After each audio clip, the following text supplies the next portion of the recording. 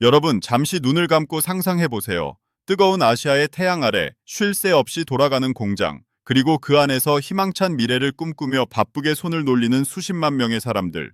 불과 몇 년 전만 해도 이곳은 세계의 공장이었던 중국의 뒤를 이을 넥스트 차이나라고 불리며 전 세계의 이목을 집중시켰습니다. 바로 베트남입니다. 2010년대 중반부터 2020년대 초까지 베트남은 말 그대로 폭발적인 성장을 경험했습니다. 마치 가속 페달을 끝까지 밟은 스포츠카처럼 질주했죠.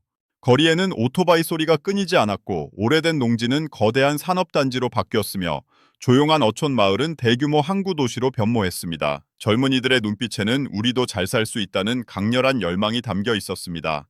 이 모든 변화의 중심에는 바로 한국의 거대 기업 삼성이 있었습니다. 베트남 정부는 외국인 직접 투자, 특히 삼성 같은 글로벌 기업을 유치하기 위해 모든 지원을 아끼지 않았습니다. 파격적인 세금 감면, 저렴한 토지 제공, 그리고 무엇보다 풍부하고 젊은 노동력이 삼성의 구미를 당겼죠. 당시 중국의 인건비가 가파르게 상승하고 미중 무역 갈등의 그림자가 짙어지면서 삼성은 새로운 생산 기지를 찾아야 하는 절박한 상황이었습니다. 그리고 그 해답을 베트남에서 찾았습니다. 삼성은 베트남 북부 박린성과 타이은 구엔성에 천문학적인 돈을 투자해 대규모 스마트폰 생산 공장을 지었습니다. 이 공장들은 베트남 전체 수출액의 20% 이상을 차지할 정도로 엄청난 규모였고 수십만 명의 베트남인에게 일자리를 제공했습니다. 단순히 일자리를 넘어 삼성은 베트남 경제의 심장과 같은 존재가 되었습니다. 공장이 들어선 지역은 순식간에 번화한 도시로 바뀌었고 삼성 직원들을 위한 아파트 단지, 상점, 식당들이 우후죽순처럼 생겨났습니다. 삼성의 출퇴근 버스가 지나가는 길가에는 새로운 식당과 카페가 문을 열며 작은 자영업자들에게도 희망의 빛을 안겨주었습니다. 이른바 삼성 효과였죠. 베트남은 삼성이라는 거대한 날개를 달고 세계 무대에 우뚝 섰습니다.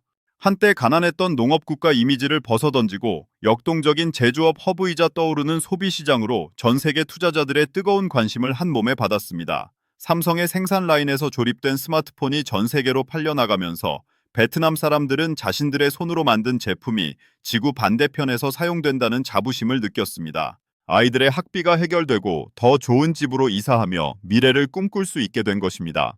하지만 이처럼 눈부신 성장의 이면에는 서서히 드리워지는 어두운 그림자가 있었습니다.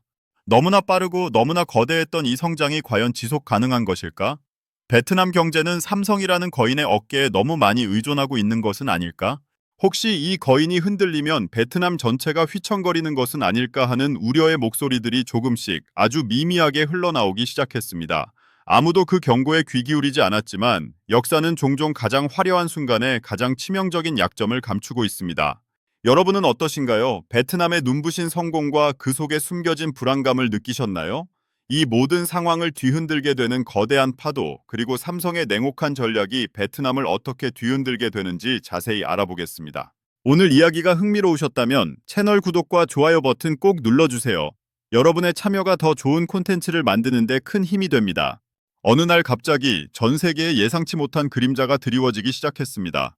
소비 심리가 급격히 얼어붙고 지갑을 닫는 사람들이 늘어났죠.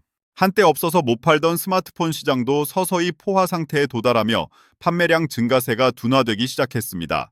이는 베트남의 삼성 공장에서 생산된 수많은 스마트폰에도 직접적인 영향을 미쳤습니다.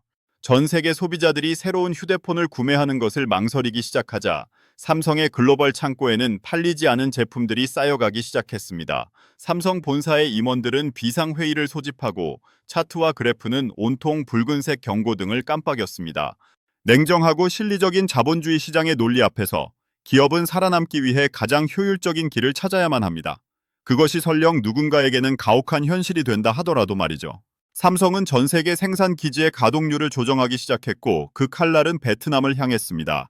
베트남 박린과 타이응구엔의 공장에는 미묘하지만 분명한 변화의 바람이 불기 시작했습니다. 가장 먼저 사라진 것은 야근이었습니다. 한때 귀하고 감사한 기회였던 야근 수당이 사라지자 젊은 노동자들의 얼굴에는 불안감이 스치기 시작했습니다. 이어 주말 특근이 중단되고 급기야는 주 3일 근무 같은 단축 근무가 시행되었습니다. 쉴 새 없이 돌아가던 생산 라인의 기계음은 점차 잦아들었고 활기 넘치던 공장 복대는 침묵이 찾아들었습니다. 이러한 변화는 곧바로 삶의 현장으로 전이되었습니다. 고향에 매달 생활비를 보내던 공장 노동자 응구엔 티 란 씨의 송금액이 절반으로 줄었습니다. 란 씨는 매일 저녁 퇴근 후 고향에 있는 부모님과 영상통화를 하며 공장은 여전히 잘 돌아가요. 걱정 마세요. 라고 거짓말을 해야 했습니다. 하지만 그녀의 눈빛에는 불안과 초조함이 역력했습니다. 란 씨는 더 이상 아파트 담보 대출을 받아 작은 집을 장만할 꿈을 꿀 수 없었습니다.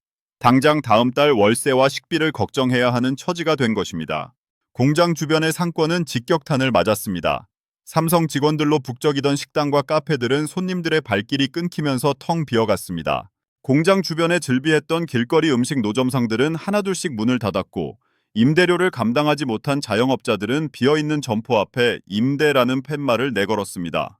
한때 희망으로 가득했던 삼성 출퇴근 버스 정류장은 이제 일자리를 잃은 노동자들이 삼삼오오 모여 막막한 표정으로 미래를 이야기하는 어두운 공간으로 변했습니다.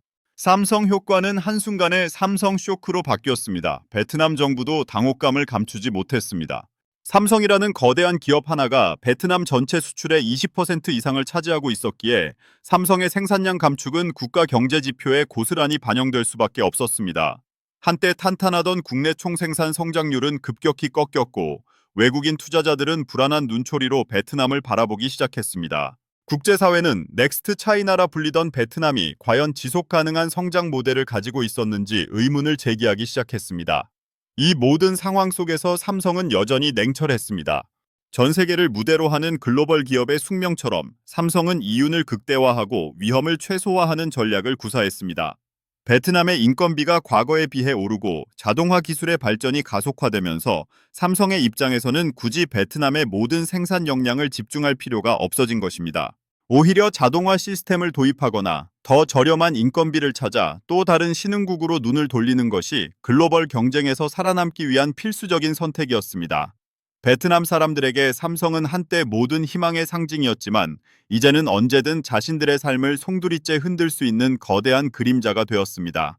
국가 경제의 운명을 다닐 기업에 너무나 깊이 의존했던 베트남은 자본주의 시장의 냉혹한 현실과 마주하며 거대한 위기에 직면하게 된 것입니다. 뜨거운 아시아의 태양 아래 젊은이들의 열망은 이제 불안과 좌절로 변해가고 있었습니다. 이들이 꿈꾸었던 번영의 미래는 한순간에 신기루처럼 사라지는 듯 보였습니다. 과연 베트남은 이 거대한 위기를 어떻게 극복해 나갈 수 있을까요? 그리고 글로벌 자본의 거센 파도 앞에서 국가 경제의 독립성을 지키는 것은 과연 가능한 일일까요? 다음 시간에는 이 모든 혼란 속에서 새로운 길을 모색하는 베트남의 고군분투와 우리가 이 이야기에서 얻어야 할 중요한 교훈에 대해 더 깊이 알아보겠습니다. 이들이 꿈꾸었던 번영의 미래는 한순간에 신기루처럼 사라지는 듯 보였습니다.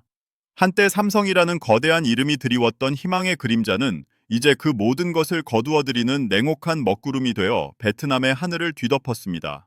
공장 주변의 빈 거리는 한때 노동자들의 활기찬 발걸음으로 가득했지만 이제는 침묵만이 맴도는 유령 도시와 다를 바 없었습니다. 임대 현수막이 나부끼는 상점들, 닫힌 식당 문들은 그들이 얼마나 깊은 절망의 늪에 빠져들었는지를 묵묵히 증언했습니다.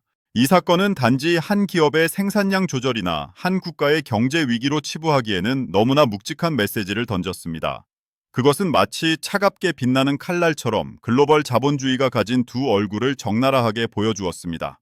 한편으로는 폭발적인 성장의 씨앗을 뿌려 고용을 창출하고 국가 경제를 비약적으로 발전시키는 강력한 촉매가 되었지만 다른 한편으로는 언제든 그 기반을 뒤흔들 수 있는 예측 불가능한 변동성과 위험을 내포하고 있었던 겁니다. 마치 정교하게 짜인 도미노처럼 소비 심리의 작은 균열 하나가 지구 반대편의 한 노동자의 삶을 송두리째 무너뜨릴 수 있다는 잔혹한 현실이었습니다. 베트남은 이로써 냉혹한 자본주의의 최전선에서 국가 경제의 독립성이 얼마나 취약할 수 있는지 온몸으로 깨달아야 했습니다. 한 기업에 대한 과도한 의존은 번영의 지름길인 동시에 파멸의 함정일 수 있다는 값비싼 교훈을 얻은 것입니다.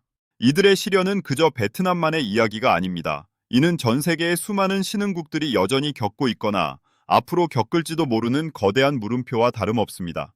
외국인 직접 투자의 달콤한 유혹 뒤에 숨겨진 차가운 계산, 그리고 그 속에서 한 국가가 어떻게 주체적인 경제의 길을 모색해야 하는지에 대한 거대한 화두를 던진 사건으로 경제사에 기록될 것입니다.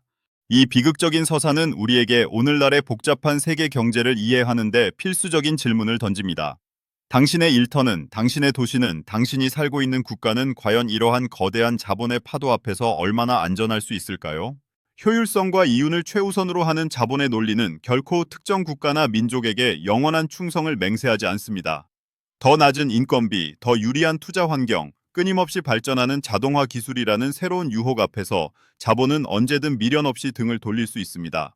우리는 이 베트남의 이야기를 통해 끊임없이 변화하는 글로벌 경제의 흐름을 읽어내고 예측 불가능한 미래에 대비하는 지혜를 길러야 합니다. 특정 산업이나 기업에 대한 과도한 의존에서 벗어나 경제 전반의 다양성을 확보하고 우리 스스로의 경쟁력을 끊임없이 강화하는 것만이 이 거대한 자본의 물결 속에서 흔들리지 않고 항해할 수 있는 유일한 길임을 명심해야 합니다. 저 멀리 아시아의 뜨거운 햇살 아래 무너진 꿈의 조각들을 밟고 서서 다시 일어서려 애쓰는 이들의 침묵은 오늘날 우리의 삶 속에도 여전히 깊은 그림자를 드리우고 있습니다. 시장의 냉혹한 진실은 언제나 가장 약한 고리부터 시험한다는 사실을 말이죠.